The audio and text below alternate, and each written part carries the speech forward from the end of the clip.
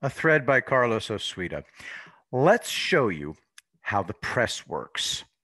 President Trump has, of course, been the victim of this complete immorality and evil. Australia is turning itself inside out over this. From theage.com.au, a warrior culture and the murders that followed. What went wrong with the SAS?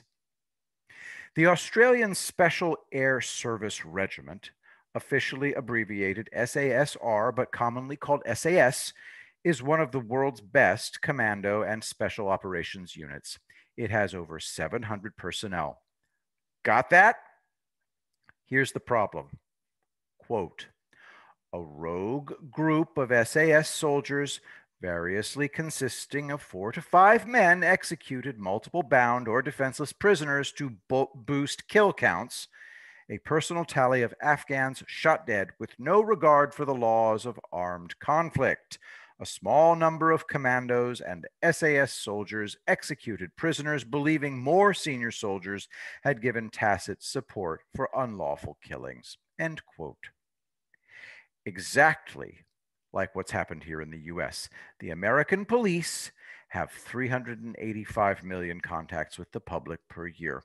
The cops make 11 million arrests per year, and the cops kill about 1,000 people per year. But the same press that screamed at us that we must never judge entire groups by the actions of a tiny minority are judging entire groups by the actions of a tiny minority. Of the 1,000 police killings per year, the vast majority are justified.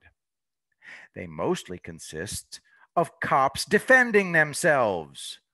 We all know that the press is a force for total societal collapse. The people who make me sick are police and military commanders who turn into blubbering piles of protoplasm. What a good leader does is remain businesslike. You refuse to play the bad faith game. Of course, bad apples need to be prosecuted. But you don't allow the press and other activists to make you grovel. Why would you do that? You think this thing gives a damn about dead Afghans or dead American civilians? It doesn't even know how to pass for human. Just remain matter of fact. Oh no, she's confident. Call me an ambulance. I feel unsafe. Link in the thread to Kayleigh McEnany being Kayleigh McEnany. I just showed you how the press has one set of rules for protected classes and another set for the military and police. The press also has one set of rules for rioters and another set for Trump. TheGuardian.com. America has a super spreader president. He has put us all and himself at risk. All these rat bastard psychos are pretending that the months of rioting haven't happened. Remember how the number of infected young people shot up dramatically? The press covered up for them. And of course, now Trump is being accused of a cover-up. But here's how insane the press is. Trump is both faking having COVID-19 and hiding the fact that he's critically ill with the disease. Hey, press, how the fuck does that work? Shut up, Trump-tard. That's how. No thanks. I'll vote instead. Trump's illness was like this. The two adrenaline junkie idiots who survived are the Democrats and the press. We are the iceberg.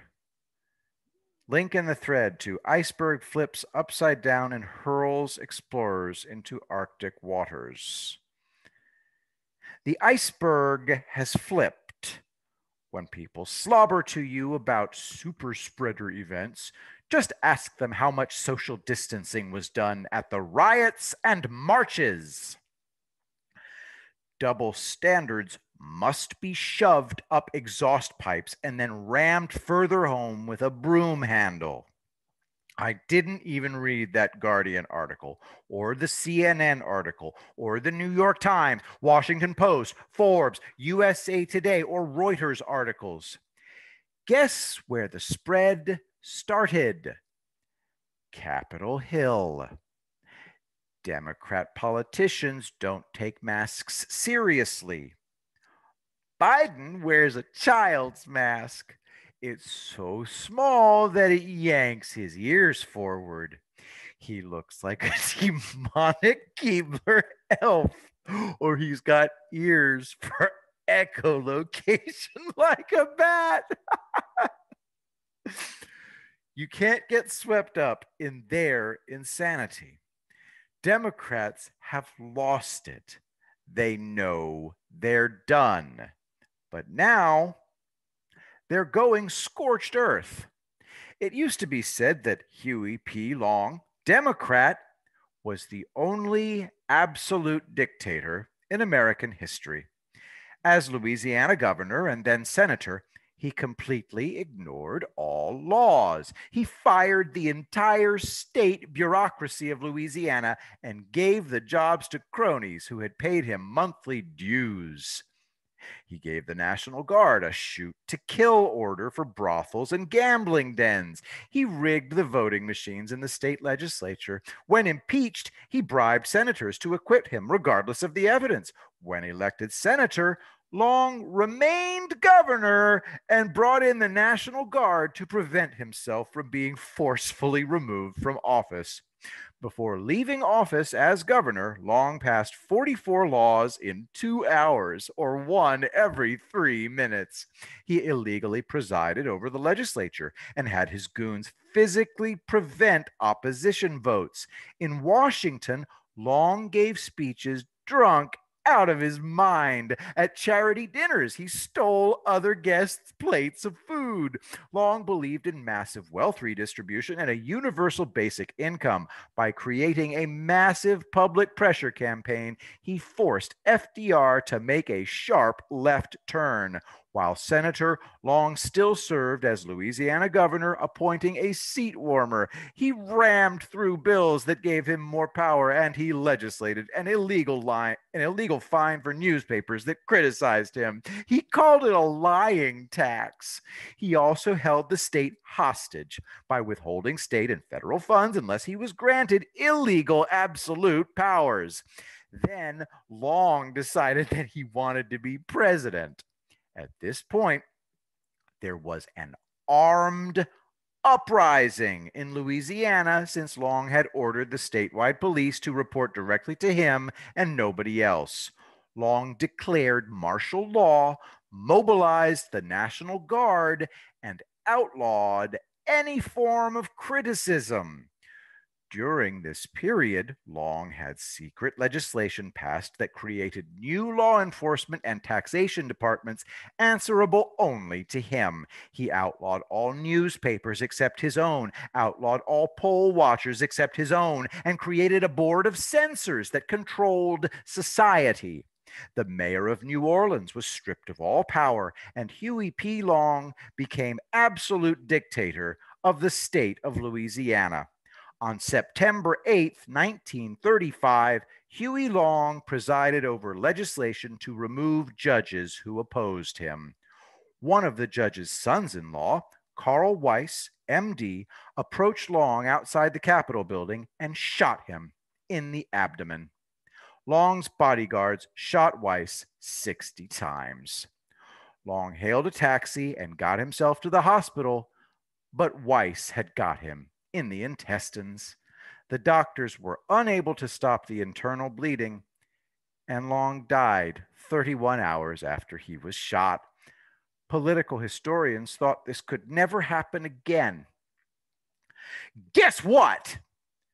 Gretchen Whitmer of Michigan is ignoring the Michigan Supreme Court ruling that struck down her pandemic emergency powers.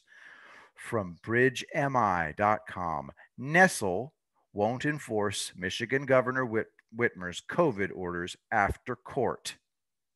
Strikes down the pandemic emergency powers. Nestle is the Attorney General of Michigan. Quote, Whitmer, who, like Nessel, is a Democrat, has claimed Friday's Supreme Court decision does not take effect for 21 days. Her office on Sunday reiterated the governor's belief that, quote, many of the responsive measures she has put in place to control the spread of the virus will continue under alternative sources of authority that were not at issue in the court's ruling, end quote. She's lying on both counts, and the attorney general is wimping out, exactly like Louisiana did when Huey Long refused to obey laws. Whitmer is determined to keep absolute control over Michigan businesses. Democrats, stop electing them for a couple of decades. Watch how everything gets better, exponentially better.